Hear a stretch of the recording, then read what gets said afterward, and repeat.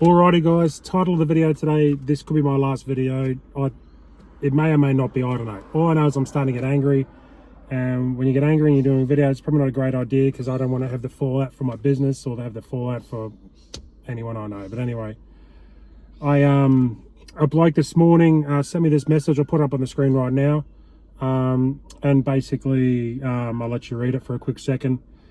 Long story short, about the flag, how he got one, and you know, basically we were having a chat, and I thought, okay, that's kind of refreshed my memory a bit about that because we're going on holiday soon. I'm doing the flag, but I'm just gonna wait till I get back because, I want to be able to make sure the flagpole stays up, all that type of shit.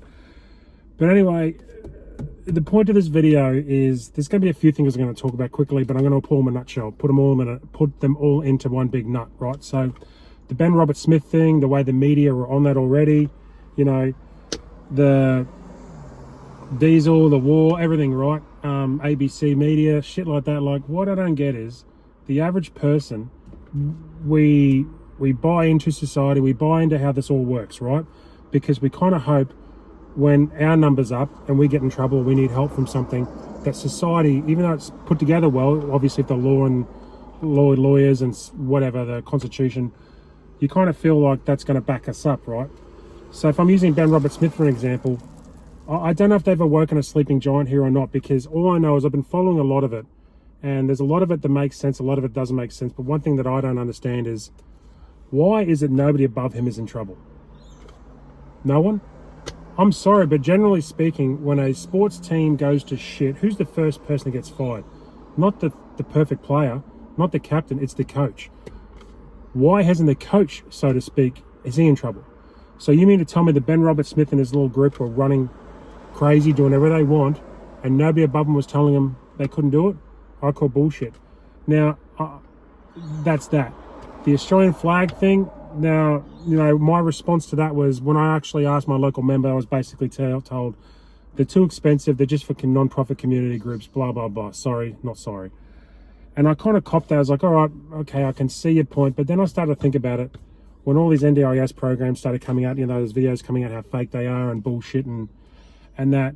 And it just led me to believe, like, I do everything I can on society to be a good person. I pay my taxes, I help out. I'm not looking for a pat on the back here. What I'm just trying to say is, I, like most of you at home, we probably do the same thing. We help out where we can. We pay our fair share. When someone's in need for help, we help them, blah, blah, blah. I'm really starting to question the point of it now. And what I mean by that is, we do everything we can to be proper and good citizens of this country. But then, to see how the system stands up for you, it doesn't. And what I mean by that, this might be my last video, because I'm really starting to get angry and cynical, and I don't like that side of me when I'm like that. This video might not make sense, but what I don't get about this, right, is, what is the point now? And I feel like, the Ben Roberts-Smith thing, that's going to be trial by media, right? Like, what I don't get is, I've watched enough TV shows on Law and Order. There's no body, literally no dead body. All there is some sworn statements from other soldiers, and you're starting to hear some cracks in some of the stories now, and I just think, like, okay, what's really going on here? What's the agenda? Is Ben Roberts-Smith the one who falls on his sword so that some other high-ranking generals or whatever they are in the military can keep their jobs and their, I don't know, pensions? I got no idea how that even works, but seeing the way all this works now, like, I just don't understand. I say to people, when I was growing up, you always used to make fun of the guy living in a shipping container on top of the hill with a solar panel, right? Now I look at that and go, okay, well, he's self-sufficient. He doesn't have to owe anybody anything, or maybe he does owe a little bit of taxes, I don't know. But you kind of wonder, who's the real idiot?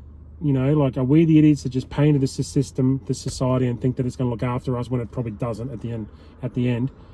And I look at the Ben Roberts-Smith thing, and I'm just thinking, okay, so the media knew this was happening. They got some good footage. Like, this wasn't kind of anybody holding an iPhone 3 with crappy pixelated video. There was 4K footage of this arrest, and the amount of money that was spent on this whole thing compared to the amount of money that was spent in ASIO for the terrorism, looking for watchdog, whatever it is, I don't know.